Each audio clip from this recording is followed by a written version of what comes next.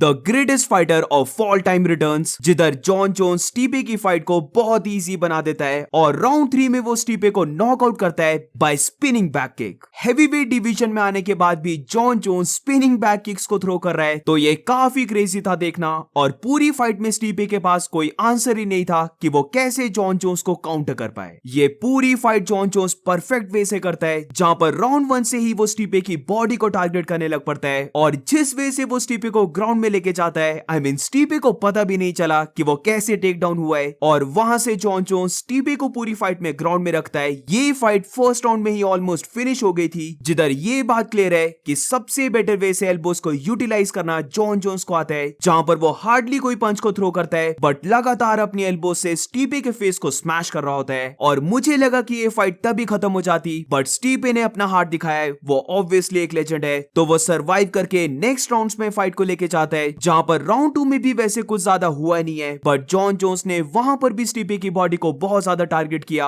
और फिर उसके बाद राउंड 3 आता है, जिधर कुछ मोमेंट्स में ऐसा लग रहा था कि मे बी स्टीपे फाइट में कम बैक कर रहा है, जहां पर वो पार्शियल पंचेस को लैंड कर पा रहा था, बट स्टिल यहां पर जॉन जोन्स की हेड मूवमेंट काफी अच्छी थी, वो बहुत ही अच्छे जैब्स को लैंड करने लग पड़ा। और फिर जैब के बाद एकदम से राइट स्ट्रेट पंच और स्टीपे मियोचिच बुरी तरीके से हर्ट हो जाता है, बट यहां पर भी वो कैसे तैसे सर्वाइव कर लेता है। बट फिर आती है वो जॉन जोन्स की spinning back kick to the body, जो परफेक्ट वे से स्टीपे की बॉडी पे लैंड होती है और स्टीपे मियोचिच एकदम से नीचे गिर जाता है। अब फाइट तो मेरे अकॉर्डिंग वहीं पर खत्म हो जानी चाहिए थी, बट फिर कपल ऑफ मोर एल्बोज और ये फाइट स्टॉप हो जाती है, जिधर जॉन जोन्स फाइट को विन कर जाता है बाय राउंड 3 नॉकआउट। हर एक चीज जो जॉन जोन्स ने थ्रो की है वो बिल्कुल परफेक्ट और कैलकुलेटेड था, जिधर जॉन जोन्स ज्यादा स्ट्राइक्स को थ्रो नहीं करता है, बट जो भी वो स्ट्राइक को थ्रो करता है वो मोस्ट ऑफ द टाइम स्टीपे के ऊपर लैंड होती है। और स्टीपे का हम देख सकते थे कि वो बेसिकली एक जगह फ्रीज हो गया था, वो ना तो ज्यादा पुश फॉरवर्ड कर पा रहा था, वो ज्यादा पंचेस को भी थ्रो नहीं कर रहा था, क्योंकि उसे हमेशा डर था कि कहीं जॉन जोन्स उसकी बॉडी को फिर से टारगेट ना करने लग पड़े। तो इसीलिए राउंड 1 के बाद हम देख सकते थे कि स्टीपे पूरा ही काउंटर शॉट्स पे रिलाई करने लग पड़ा, बट उसका opponent the greatest fighter of all time है, तो ऑब्वियसली वो काउंटर शॉट्स के ट्रैप में नहीं आने वाला है। इसीलिए जॉन जोन्स फाइट को डिस्टेंस में रखता है, वो अपने जैब को बार बार थ्रो करे जा रहा था, उसकी लेग किक्स भी इफेक्ट डाल रही थी, और जैसे मैंने पहले कहा मेन वेपन जॉन जोन्स का था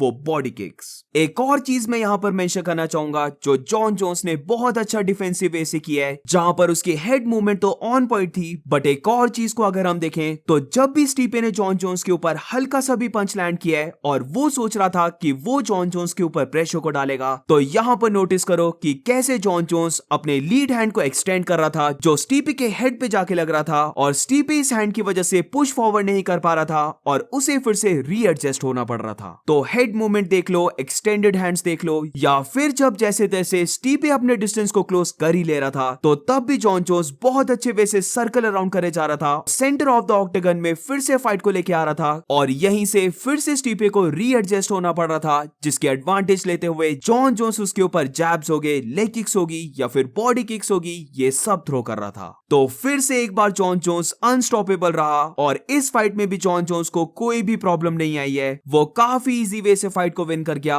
और ये माइंड में रखने वाली बात है कि जॉन जोन्स ये चीज कर रहा है एक वेट क्लास ऊपर, जो मैक्सिमम फाइटर्स या फिर सारे फाइटर्स ले लो नहीं कर पाते हैं। अब जॉन जोन्स ने बोला है कि वो रिटायर नहीं होगा और डैना वाइट से वो नेगोशिएट करेगा, तो I think so John Jones जितनी भी डिमांड कर रहा है डैना वाइट को वो सारा मनी दे देना चाहिए, क्योंकि फाइनली अब देयर इज अ चांस कि हमें देखने को मिल सकता है heavyweight champion John Jones versus interim heavyweight champion Tom Aspinall की फाइट। तो ओवरऑल बहुत अच्छी फाइट, बहुत इजी वे से फाइट को विन किया है John Jones. But what do you guys think? Do let me know in the comments, और मिलते हैं नेक्स्ट वीडियो में।